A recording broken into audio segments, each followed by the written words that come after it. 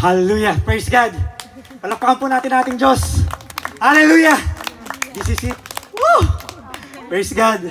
Grabe talaga. Iba talaga ang Diyos. Ang Diyos na si Jesus na siyang laging naririyan. He answered all my prayers and He blessed me a lot. Na ngayon, grabe yung pagpapalang nakakamit ko. Kaya this is it, mahal! Woo! Praise God! Finally! Finally, mahal. Iba talaga pagka ang Diyos ang siyang nangusap sa ating dalawa. I thank God for these blessings na binigay niya. Kaya mahal, hali ko sa iyo ang mga pangakong ito sa isang simpleng tula. Sa bawat salita na noon pa nagawa, ang Diyos ang naglikha, ang Diyos ang siyang gumawa. Mahal,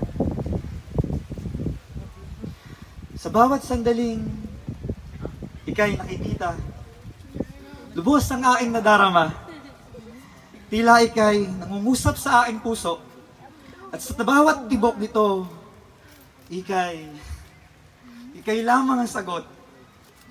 Lumipas ang araw, linggo at buwan, di mapigilan ng damdamin, inagdasal na ika'y aking makamit.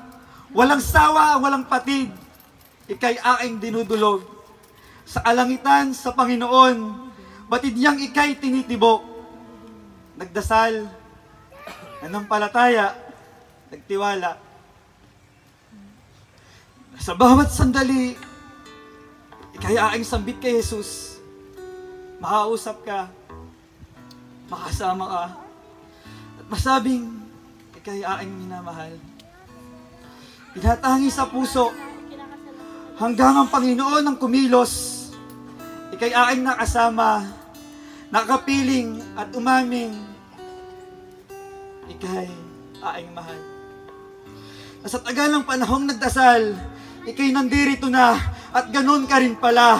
Sabay nang usap ang puso ng bawat isa, at nahawakan ng bawat salitang pinangako niya. Ephesians 4:2-3, mahal, para sa akin. At sa iyo ay 1 Corinthians 13:4-7.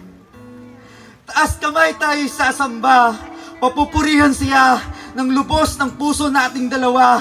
Ika'y handog ng aking puso kay Jesus na ating Panginoon. Hiling ko lamang ika'y pagmahalan tayo ng lubos.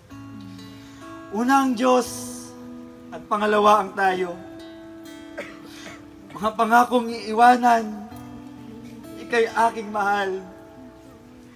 Mamahalin ka hanggang wakas, o aking ikay.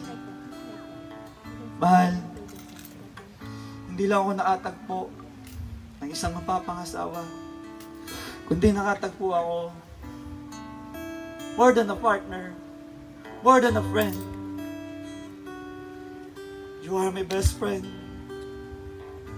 We are both accountability partner, prayer partner tayong dalawa. For a year, sa mga relationship natin, for about 2 years, mahal. The first time I saw you, akala ko, basta iba yung feeling ko nun. Masungit ka. Akala ko lang pala. Kamali ako. God leads me into you.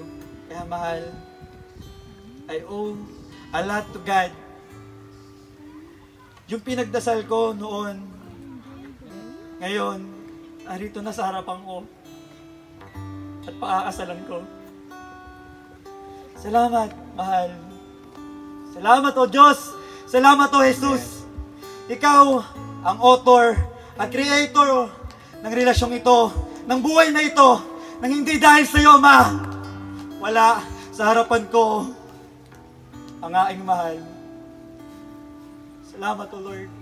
Amen. Sa iyo ito, sa iyo lamang. Lakpakan po natin ng Panginoon.